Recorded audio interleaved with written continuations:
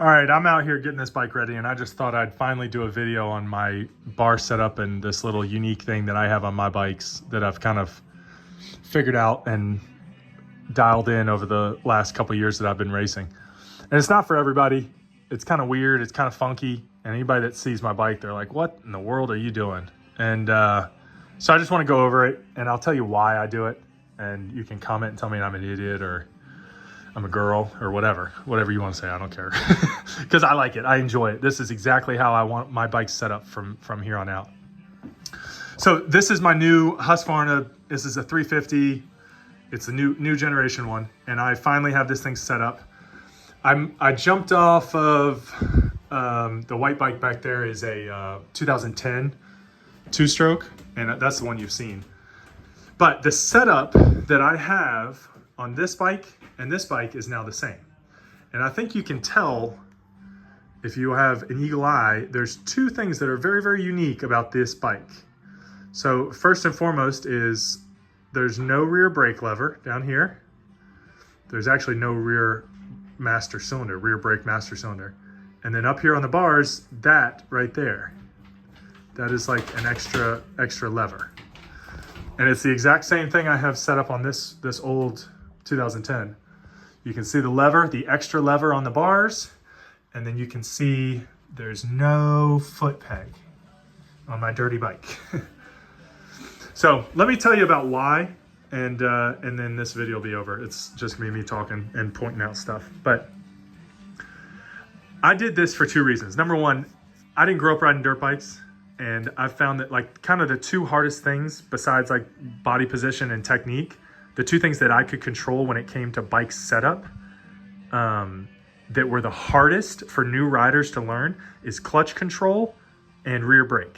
And you can disagree with me. I don't know. Those are the two things that I struggled with the most is as a new rider, really mastering the clutch and then really getting good at using the rear brake and using it, you know, in race conditions. So what I did is I cheat. I found for ways to work around. That in conjunction, not just trying to make it easier, but also, look at this thing, it's starting to move. Also, I broke my leg and I don't really have I have like very bad nerve endings in my right foot. So I found that as I got into racing, I was really just using the rear brake as like an on switch or an off switch. I really didn't have any feel because of those lack of nerve endings. So I was either hammering on the brake or off or on or off. So doing this solved both of those problems. Number one, solved my lack of technique due to my inexperience. And then also fixed my problem or bypassed my problem that was due to my lack of nerves. So anyway, it's pretty straightforward. It's not anything groundbreaking. Maximus Voland in Supercross, he had a little bit of publicity for, I think he almost had the exact same setup, except for I think mine is reversed. So obviously I got rid of the rear brake. This is a left-hand brake setup here, but I have a couple little twists. Number one, this is the OEM clutch master cylinder, and I actually plumb this directly to the rear brake. This one has a bigger master cylinder, and so this is plumbed directly, and this is my clutch. So this is my rear brake, and this is my clutch. And this unit here, which is obviously the same one that I have on my other bike, is actually manufactured by a company called Clake. I don't know if you can see that. It's like Clark, but without the R. They're out of Australia. I believe now that actually ASV is importing them and like putting their stamp on it, like white labeling them in the US. So you can actually get them from ASV's website. But Clake is the manufacturer, and I think they still import them into America. Clake makes fantastic, this is just one product. They make some crazy stuff that I don't have the time in this video to go into. I would encourage you, just go look through Clake's website and just see some of the wacko, crazy bar setup stuff that they have, like levers and other options. It's not for everybody, but it does fit a certain niche demographic, which obviously I find myself in. This particular unit is called the SLR. I think it's single long lever or long, I don't know what it stands for, but it's super slick. If you look at this thing, you know, my clutch master, my Brembo clutch master, this unit It's this dark black powder coated thing. It actually slides and it uses the same bolt and sandwiches in between the top and bottom mount. And then you can see it actually wraps around and kind of cradles the OEM, the original clutch master, has its own master cylinder. And if you see the line routing, it's just super slick. I mean, this is very nice machine stuffed.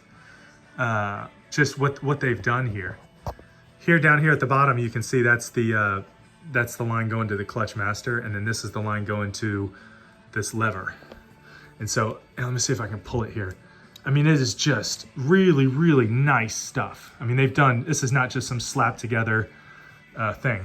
And I will say this too, a lot of the left-hand rear brakes you can get, like the REKLUSE option or the aux rear brake, most of those are just mountain bike cylinders that are just mounted on as an afterthought.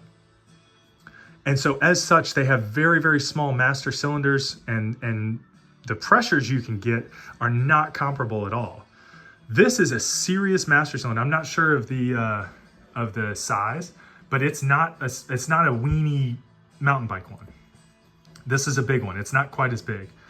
But what I did, obviously I told you, is I switched the two. So this is the biggest master cylinder.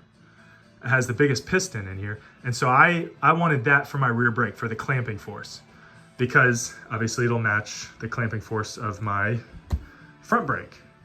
So I got two custom lines. One of them is plumbed directly from my OEM clutch master directly to my rear brake caliper. And you can actually see back here, because I got rid of this, here's this line here. And you can see it runs up there, and I've zip tied it and got it up. And it just runs straight to the lever. And then this one obviously just runs straight down here to the clutch. And there it is. I got these two through SPIEGLER. SPIEGLER is like, oh man, my favorite. I love dealing with those guys. They will answer any questions. The guy dug through some parts bins to get the correct fittings. You know, these 45 flat. Anyway, SPIEGLER is amazing. I'm a huge fan. And yeah. But anyway, this is my setup. Rear brake, clutch, front brake. And what that leaves me free to do here is my feet. I don't have to dance. I am locked in with my feet. Both of these feet, obviously this one I need to jump up to shift, but I'm locked in. With the REKLUSE, I don't have to be clutching all the time. You know, I can really be here. And this is really just as an afterthought or for the starts, or, you know, if I need it. I still actually use it a decent amount, but I don't really need it because the REKLUSE does all that work for me. And then the biggest thing I've found is, obviously those of y'all have ridden mountain bikes, I have my brakes on my bars. So when I'm going down a super steep downhill, I no longer have to like drag my rear brake. I just lock these things down. I can feather this, I can block it in, you know, I can slide this into corners. It is just so much fun. I'm sure those guys, I've never ridden one, but a Stark where you have the front brake and the rear brake on the bars, it's obviously the same. You have that same, it takes a little while to get used to, but then once you're used to it, I never want to go back. I mean, I can push harder into corners because when I get to the point where I'm turning, I just lock down both brakes, front and rear, and the bike doesn't dive, it just sits. As I'm coming in, it just sits. And I'm able to drive a lot deeper into corners and try to make passes that way. But anyway, this is my setup. Obviously, it is not for everybody.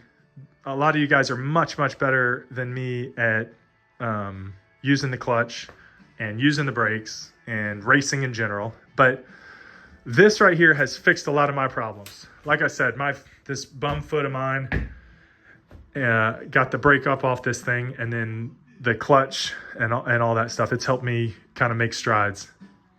I'll say this is how I'll wrap up. on that bike back there, when I was racing that bike stock, that white KTM 2-stroke from 2010, 15, 16 years old now. When I first started racing, I was finishing like in my class, C class, 30, Vet C, 30C. I was finishing like 10th, 8th, you know, I was happy with that because that's about as best as I could do. When I put on the REKLUSE clutch, immediately jumped up. All of a sudden I was able to compete for like 5th and 4th place, literally overnight, because that clutch was solving my deficiencies. That REKLUSE clutch right there was solving my deficiencies. And now I put on this rear brake and I've stepped up. It's not as dramatic of an increase, but I can tell, I mean, I'm now up there and I'm really, I mean, I think I could have a chance to get bumped to B at some point. But there's a lot to racing. There's tons of different factors. I'm just telling you what works for me, and it's a unique setup. So I thought I'd do a video, and it's gone a little bit long. I apologize for that. But for those of you that are stuck around and are still watching this, now you know. Now you know why I have this weird setup here, but I have loved it. This 4-stroke has taken some getting used to. It's just got so much power from the bottom all the way up. There's no power band. It just goes. And so it's exposed a lot of my issues with body position, which have been hidden because I'm a terrible rider. So anyway, looking to get better. Love this sport, and love all the nuances. Love being able to work on these things. And obviously I've kind of gone overboard. I need to thin the herd here. So that orange bike back here, that's a KTM 350. That's the one that's on the chopping block. I need to sell it. That's the one I raced down in Florida, and it just doesn't really have a home right now. So I need to get rid of it. But yeah, comment, tell me what you think, if this is intriguing to those of you that have been racing for a long time, or if it's just kind of gimmicky, because that's how I feel sometimes. I do feel like my bike's kind of gimmicky, but it works for me.